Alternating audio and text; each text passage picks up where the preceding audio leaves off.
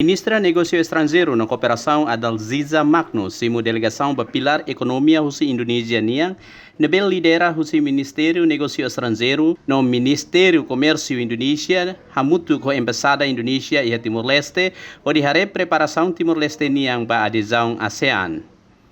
Iha encontro ne participamos Diretora-Geral Assunto ASEAN Milena Rangel honia estrutura, tuir ministra Adalziza Hateteng, visita delegação Indonesia niang ne positivo tebes, no importante também bele ajuda Timor-Leste nia processo adesão wanghira Indonesia, assumi presidência ASEAN niang tinang oing. How contente tebes hakaraksim sira também idane importante tebes sira atumai kuliah hoitene técnico sira kona bahare processo preparação nebema Timor-Leste ihe ona durante tinang barak nelara inta prepara ita nini adesão nomos sira bele identifica assistência saída maka sira bele ajuda ou advice ou conselho saída mas sira bele forward bele ajuda ita bele acelera processo ne tamba tinang oin sira mak sekar sira presidência sira ma chair ba ASEAN se Foti husi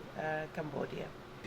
Ministra Moshateteng to ohin loron Timor-Leste sidaw bele sai membro ASEAN tambah ia assunto comercio nebe Timor-Leste precisa adapta ia sistema ASEAN larang, inclui mercado livre niang nebe nação membro ASEAN avançado los ba assunto idane. Na tambah ita tem que ajusta buat barak, ajusta ASEAN linha natureza, por exemplo, e a área comércio. A área comércio nem assuntos para legislações para exigência para que ita tem que halo para hodi ita pele adapta para sasang nebe progresso nebe mak ASEAN ya ona.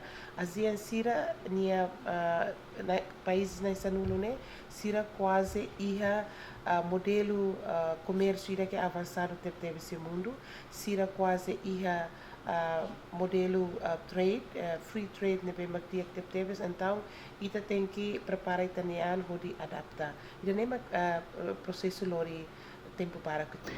Mas que sidaw sai membro ASEAN, ministra Adalziza informa Timor-Leste ia ona progresso ba processo ni adesão, inclui ia comércio niang no fiar katak ia tempo basic Timor-Leste bele ona simu nudar membro nação ASEAN niang. Ia ona ita progresso para ona ida makita agora ita prepara at finaliza construção Porto Tibar ho ita aprova convenções oi nebe de ajuda ita nia plano para hodi hal comércio ho países terceiro nomos ita prepara ita nia recursos humanos nomos ita prepara legislações terceiro ou adaptações preparação técnica nebe maka sa exigência makas para